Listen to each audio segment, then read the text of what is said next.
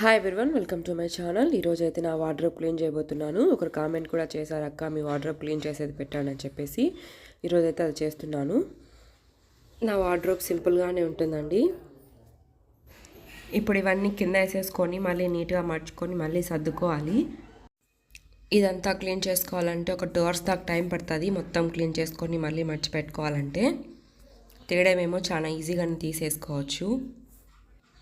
మంత్కి ఒక 2 times అన్నా క్లీన్ చేసుకుంటానే ఉంటా. కానీ ఎలా అంటే అలా ఉంటాయి బట్టలు. మళ్ళీ ఒకటి ఏదన్నా లాగడంలో మిగతావన్నీ పడిపోతూ ఉంటాయి. ఇక్కడ చరణ్ కూడా ఉన్నాడు. చరణ్ ఎలా మాట్లాడుతున్నాడో మీకు వినిపిస్తాను, చూడండి ఒకసారి.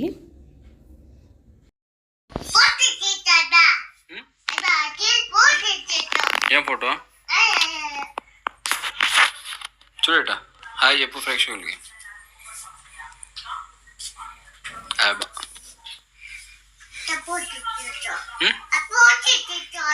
అత్త ఫోటో తీయాలనా?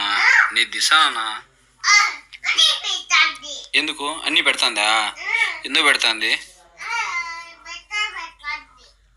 సర్లే, ఎట్ట ఆడుకోవాలా? నేను ఆడుకుంటే వద్దులే బా. ట్రే ఫోటో తీయాలనా? ఏ ట్రే? సరే, ఏం చేస్తానా? సరే,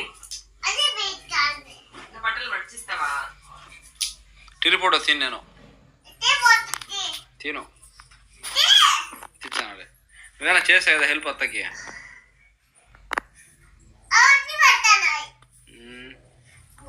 తిని ఫోటో తినిపో అయితే.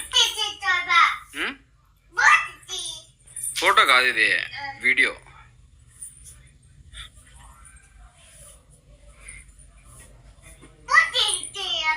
నీ ఫోటో తీయాలా? ఓకే, గుడ్డలు పెడతాందా? ఓకే. ఏది? అవునా, అమ్మది కదా?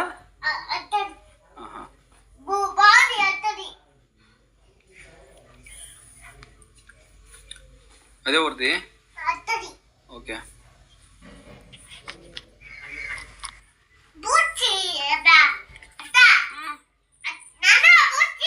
నిన్ను తీయాలనా?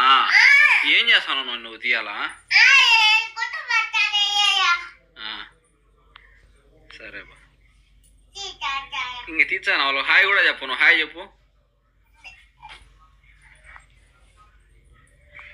ఎవరు ఈ గుడ్డలన్నీ?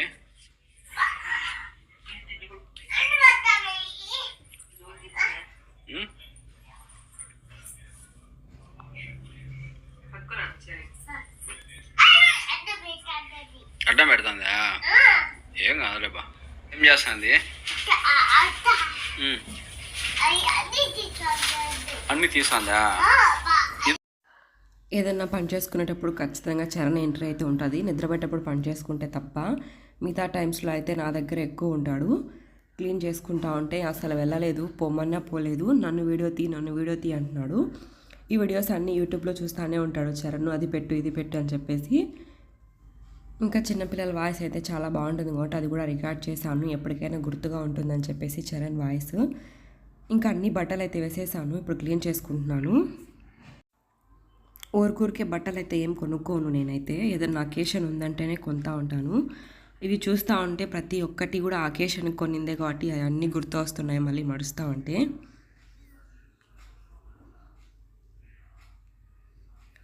ఈ బెనారస్ లంగా వచ్చేసి నేను 7th మరి 8th గుర్తులేదు కానీ కరెక్ట్గా అప్పుడు తీసుకున్నాను. న్యూ ఇయర్ రోజు ఎంతో ఇష్టపడి కొనుక్కున్నాను. ఆ రోజు కుట్టించుకొని నా ఫ్రెండ్స్కి అందరికీ గ్రీటింగ్స్ పంచడానికి అయితే వెళ్ళాను. అది గుర్తొచ్చింది ఇప్పుడు, అందుకే మీతో షేర్ చేస్తున్నాను. దాని మీద బ్లౌజ్ ఇది, దానిపై ఇది మాత్రం పట్టడం లేదు కానీ కింద లంగా అయితే బాగా సరిపోతుంది. దానికి ఏదైనా పైన మళ్ళీ మ్యాచ్ అయ్యేది కుట్టించుకొని ఒకసారైనా వేసుకోవాలని అయితే అనుకుంటున్నాను. లేదంటే హాఫ్ శారీ లాగైనా కన్వర్ట్ చేద్దామని అనుకుంటున్నాను. ఈ డ్రెస్ వచ్చేసి నేను నాకు నచ్చిన విధంగా స్టిచ్చింగ్ అయితే చేయించుకున్నాను. క్లాత్ తెచ్చుకొని అరుంధతి మూవీలో అనుష్క గారు వేసుకుంటారు కదా, అలా మోడల్ అనుకొని అయితే కుట్టించుకున్నాను. చాలా నచ్చింది నాకు. అప్పట్లో అయితే పెద్ద ఫేమస్, ఎవరు చూసినా ఇలానే కుట్టించుకుంటా ఉన్నారు ఈ క్లాత్తో. మా నాన్న అయితే చాలా ఇబ్బంది పెట్టేసి మొత్తం కడపంతా తిరిగి నాకు నచ్చిన కలర్ తీసుకొని అయితే ఇలా స్టిచ్చింగ్ చేయించుకున్నాను. నాకు 12 ఇయర్స్ అప్పటి నుంచే షాపింగ్ అంటే చాలా ఇష్టము. నాకు నచ్చితేనే కొనుక్కుంటాను. నన్నే తీసుకెళ్తాడు మా నాన్న. వాళ్ళు తెచ్చిందైతే నేను ఒప్పుకోనని చెప్పేసి. ఈ డ్రెస్ వచ్చేసి నేను మిషన్ నేర్చుకున్న తర్వాత ఏదన్నా స్టిచ్చింగ్ చేసుకుందామని చెప్పేసి తెచ్చుకొని స్టిచ్చింగ్ అయితే చేయించుకున్నాను. 1200 దాకా అయింది ఇది వేస్ట్. పైది బాగుంది కానీ కిందది కలర్ పోతానే ఉంది. ఒక 2 టైమ్స్ బాగుండింది అంతే. దాని అయితే పక్కన పెట్టేస్తాను అలాగే.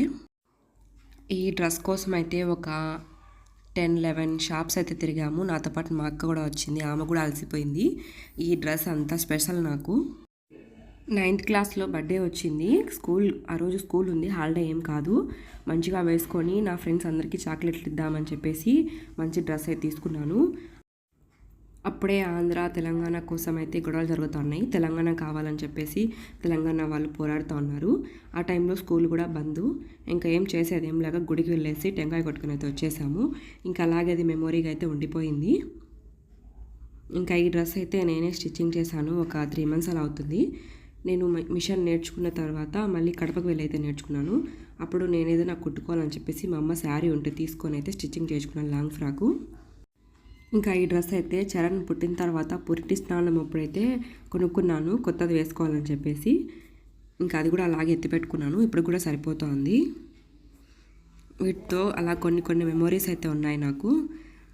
ఇంకా ఈ డ్రెస్ అయితే ఒక 4 times 3 times అయితే వేసుకున్నాను. ఎక్కువ ఏం వేసుకోలేదు. ఇది నాకు సరిపోదని నాకు తెలుసు, కానీ షాప్ వాడు అయితే నన్ను చాలా మోసం చేస్తాడు. మేడం ఇది నీకు సరిపోతుంది అంటే వాళ్ళ ప్రెజర్ వాళ్ళు అయితే కొన్నాను తప్పితే నేనైతే నాకు సరిపోతుందని అయితే ఏం తీసుకోలేదు.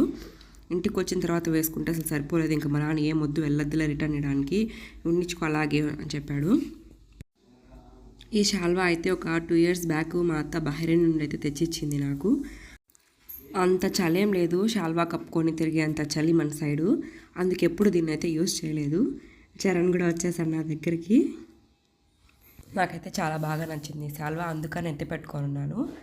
నేను వేసుకునే దానికన్నా మెమోరీస్ ఎక్కువ ఉన్నాయి ఈ బట్టలతో. అందుకోసమే నేను ఎక్కువ ఎత్తి పెట్టుకుంటూ ఉంటాను. మిగతాటివన్నీ నేను చేస్తాను, నాకు సరిపోనేటివి చాలామందికి అయితే.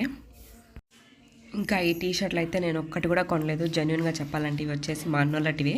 వాళ్ళటివి అయితే నాకు నచ్చినట్టు తీసుకొని అయితే వేసుకుంటాను ఎక్సర్సైజ్ చేసేటప్పుడు. ఫైనల్గా అయితే అన్నీ మర్చి సర్దేసుకున్నాను. ఇంకా పైన బ్యాగ్ ఉంది పెట్టాలి. బ్యాగ్ పెట్టేసుకుంటే ఇంక కంప్లీట్ అయిపోతుంది వార్డ్రోబ్ క్లీనింగ్ అంతా. 2 hours దాకా టైం అయితే పట్టింది. జస్ట్ ఇట్లా 10 minutes మీకు కనపడుతూ ఉంది. ఇక్కడైతే నార్మల్ డైలీ యూస్గా వేసుకునేటివే పెట్టుకున్నాను. ఇంకెక్కడికన్నా వెళ్ళేటివి అవి వచ్చేసి బీరువాలో ఉన్నాయి. ఈ బ్యాగ్ వచ్చేసి నా కోసం మా చిన్న కువైట్ నుంచి అయితే తీసుకొని వచ్చాడు. నాకు ఇలాంటి బ్యాగ్స్ అంటే చాలా ఇష్టము. దీని మీద హరిప్రసాద్ పేరు కూడా ఉంటుంది. దీంట్లో వచ్చేసి శారీస్ ఉంటాయి. ఇంకా రైట్ సైడ్లో అయితే బెంచీ ఉంటుంది. దాని మీద మేము రెగ్యులర్గా వేసుకునే రగ్గులు అవి అయితే ఉంటాయి.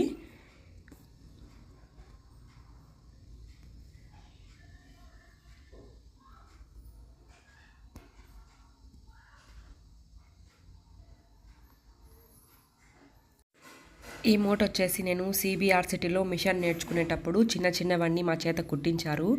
అవి అలాగే ఎత్తిపెట్టుకున్నాను. లాస్ట్ వన్మే తీసుకొచ్చుకోవచ్చు.